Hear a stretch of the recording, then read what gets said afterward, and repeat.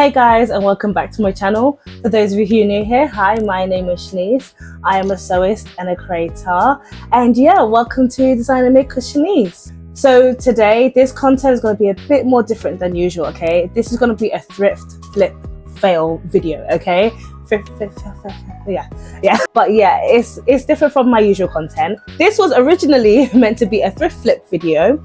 Originally I was meant to do a tutorial and show you guys how to achieve this look. I saw this top from Hollister and I was like, that is a really cute top. I want to try and recreate it.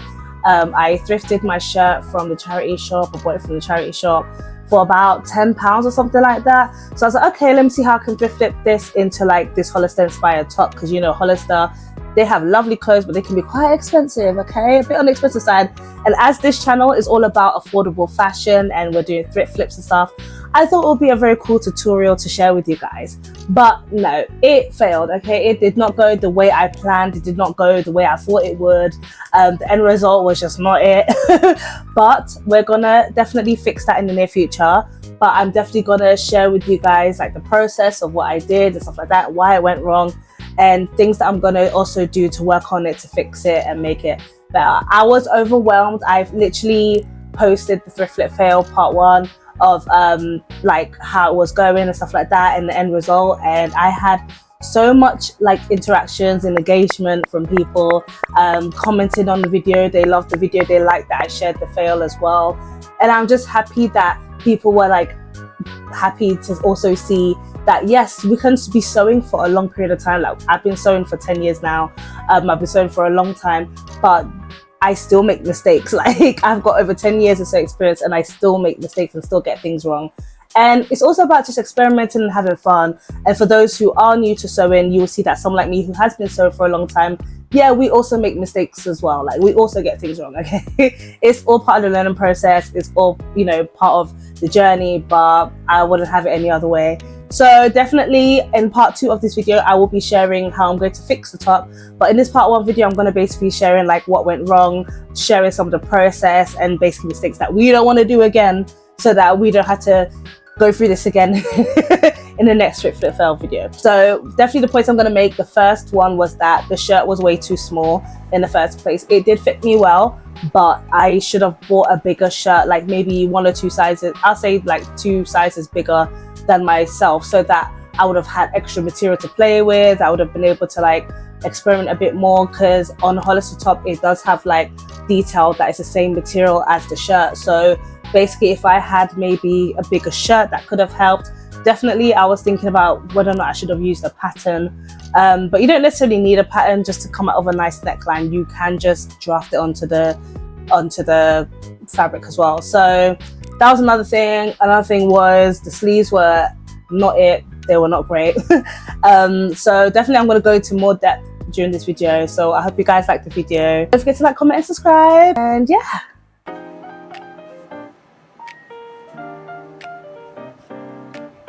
So to start with, I started by pinning down the buttons, and the intention of this was so that it wouldn't move whilst I would apply my seam allowance and start cutting the shirt.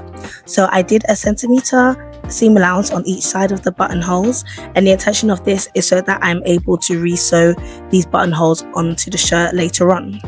After doing that, I then took off the pocket, because we don't need a front pocket, you know, for the original design. There's no front pocket.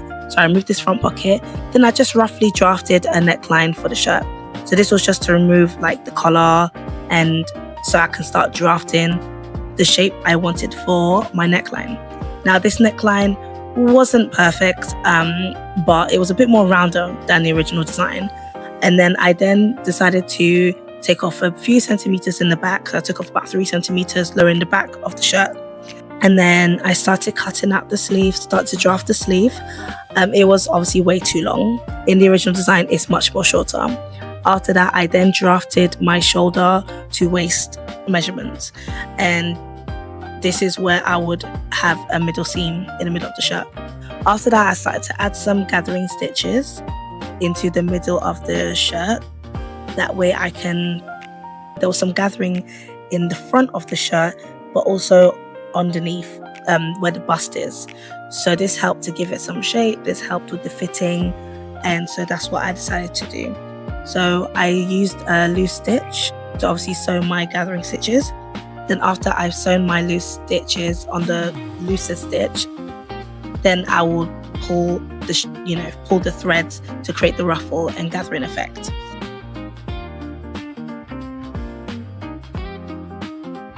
So then it was time to work on the sleeve. Now I shouldn't have used this method to do the sleeve. I don't know what I was thinking. First of all, I had no elastic thread. I should have probably used an elastic thread, but the way the design is intended for the sleeves, it's supposed to be stretchy, supposed to be elastic. So I should have had some kind of elastication in the sleeve, and I didn't. So that was another fail. Now here I'm just pinning the center seam. So this is the seam that's going to go all the way throughout the top. This is also supposed to be where the bottom of the bust is. Now when I did this here, it was way too long, but still I'm just going to pin it together. After I pin this, I'm then going to create a center seam. So this seam is going to go all the way throughout the top and link in the bottom of the shirt to, the top part of the shirt where the bust lies and stuff.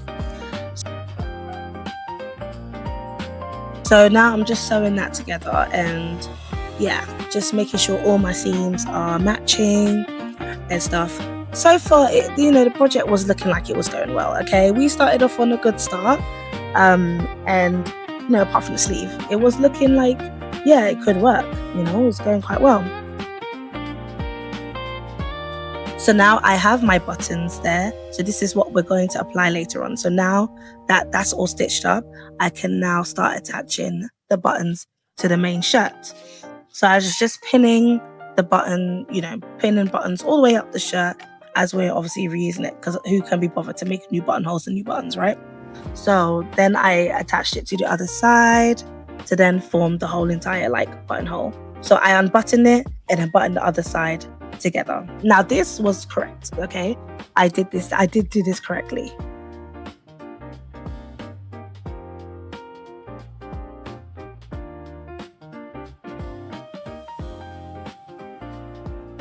So I'm just preparing all of it to get sewn, and now that I'm stitching on the sewing machine. Now bearing in mind, when I did this, of course the button holes was going to be a bit longer than the shirt length. So the reason for that is so that I can later on rehem that buttonhole, because I did have to take some of the buttons off, just so it can match the new length of the top, because it was going to be a bit shorter. So here I'm just stitching it all together.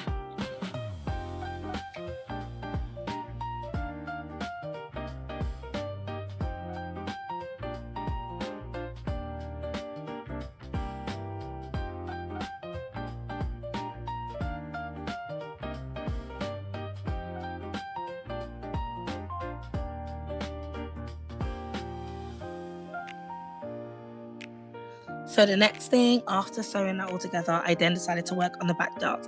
At this point, I had tried on the shirt, and the back was just way too much bigger. The back was just not fitted well at all. So at this point, I was like, should I do a back seam? Should I do a back dart? I decided on the back dart, and that was not the way to go. I should not have done that. But either way, so here I'm just sewing again. I've already finished the back dart. Now I'm just sewing my neckline. So now I'm trying to focus on finishing the garment, because I've finished most of the detailing and stuff like that. So I really struggled here, guys. I can't lie to you. Doing this neckline, oh my god, it was just so uneven. It was just, honestly, it was just awful sewing it. I could hardly wait to finish it. But because I originally planned to add lace to it, I thought, okay, I could kind of get away with it not looking great, because it started off so well, and then as it progressed on, especially when it got to the shoulders, the shoulder seams were just too overlapping. It was just too much. But in the end, I did get it done. So now finally, I'm just adding my lace to my shirt. So I decided to add lace. I thought adding lace, as I couldn't use any leftover fabric to create ruffles in the shirt, I thought maybe I could use lace for the neckline as well as the bottom of the shirt, and it just looked so awkward to me. It was lovely, but it was a lovely touch, but I felt like it just didn't add anything to the shirt. So yeah, I'm just sewing it now, you know, nice and easy, all good. Overall, this top definitely needed a few adjustments because the fit just wasn't sitting quite right. The bust area didn't fit properly, the waist fell off, and the lace at the back was just sticking out awkwardly instead of laying down flat. I also wasn't happy with how the back dart looked, so in the next video I am going to be fixing all of these details and hopefully make the top fit much more better. Okay guys, so that's the end of the video. I hope you liked the video.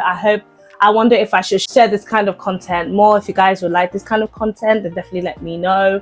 Definitely, as my channel is now that I'm back into sewing again and my channel is now progressing again, I want to definitely lean into more sewing journeys. So like when I have projects, just the journey of sewing, things that will go right, things that can go wrong as well, and just share them with you guys. You know, because I this is not going to be the last time I'm probably going to get something like this wrong. Like I guarantee you, like I'm sure there'll be more. I mean, let's be positive, right? Let's be positive. But yeah, I hope you guys liked the video. I'm going to be sharing, like I said earlier, I'm going to be sharing part 2. I'm going to be sharing how I'm going to fix the top as well. I have to buy some stuff so that I can fix the top, because I have to get like elastic for the sleeves, elastic probably for the waist. It's not, maybe I'll see. Like, so I just need to really think about how I'm going to fix the top. And so yeah, definitely stay tuned for part 2, guys. All right, I'll see you in the next video. Bye.